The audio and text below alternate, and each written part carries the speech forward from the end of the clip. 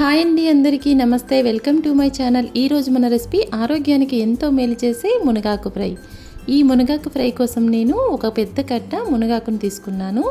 తాజాగా ఉండే మునగాకు అయితే చాలా బాగుంటుంది. ఇలా ఆకులన్నీ తుంచి పెట్టుకున్నాను. నాకైతే ఒక బౌల్ వరకు అయ్యింది. ఇప్పుడు మనం ఒక కడాయి తీసుకొని 1 కప్ వరకు వాటర్ని యాడ్ చేసుకోవాలి. ఈ వాటర్లో 1 స్పూన్ సాల్ట్ యాడ్ చేయాలి. ఇప్పుడు మనం వాటర్ బాయిల్ అయినప్పుడు మనం ముందుగా శుభ్రం చేసి పెట్టుకున్న మునగాకును ఇప్పుడు ఈ వాటర్లో యాడ్ చేసుకోవాలి. మునగాకును ఇలా కలుపుతూ ఉడికించుకోవాలి. ఇలా ఉడికించుకోవడం వల్ల ఫ్రై అన్నమాట విడివిడిగా వస్తుంది. మనం డైరెక్ట్గా మునగాకును పోపులో వేసామంటే మునగాకు చక్కగా ఉడకదు. ఇలా కలుపుతూ వాటర్ అంతా ఇంకేంత వరకు మనం ఈ మునగాకుని ఉడికించుకోవాలి.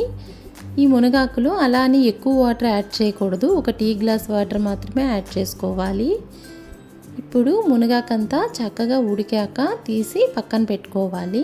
ఈ మునగాకు మన హెల్త్కి అయితే చాలా మంచిది. ఈ మునగాకు వల్ల హెల్త్ బెనిఫిట్స్ అయితే మనకి చాలానే ఉన్నాయి.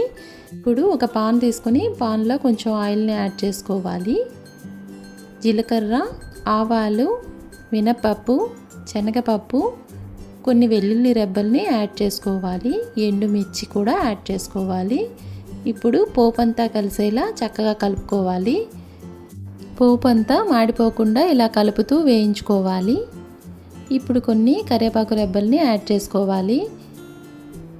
వేయించుకున్న పోపులో మనం ముందుగా ఉడకపెట్టి పెట్టిన మునగాకును ఇప్పుడు ఈ తాలింపులో యాడ్ చేసుకోవాలి. ఇప్పుడు మనం పోపు అంతా కలిసేలా కలుపుకొని ఫ్రై చేసుకోవాలి. ఈ మునగాకును మనం ఎక్కువ టైము ఫ్రై చేయాల్సిన పని లేదు. ఒక 2 మినిట్స్ వరకు ఫ్రై చేసుకుంటే సరిపోతుంది. ఎందుకంటే మనం ముందుగానే ఉడికించుకున్నాం కదా ఆకుని, అందుకని ఎక్కువసేపు ఫ్రై చేయాల్సిన పని లేదు. ఇప్పుడు మనం 1/2 టీ స్పూన్ వరకు పసుపు యాడ్ చేస్తున్నాను.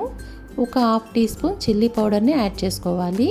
సాల్ట్ అనమాట మనం ముందుగా ఆకులో ఉడికించినప్పుడు యాడ్ చేసాం కనుక యాడ్ చేయనవసరం లేదు. ఇంతేనండి రెసిపీ. తక్కువ టైంలో తక్కువ ఇంగ్రీడియంట్స్తో మన ఆరోగ్యానికి ఎంతో మేలు చేసే మునగాకు ఫ్రై రెడీ అయిపోయింది. ఈ ఫ్రైని మనం వేడివేడి అన్నంలో కొంచెం నెయ్యి వేసుకొని తింటే చాలా బాగుంటుంది. ఈ రెసిపీ మీకు కూడా నచ్చితే మీరు కూడా ట్రై చేయండి. మరిన్ని ఈజీ రెసిపీస్ కోసం మా ఛానల్ని లైక్ చేయండి, షేర్ చేయండి, సబ్స్క్రైబ్ చేయండి. Thank you for watching.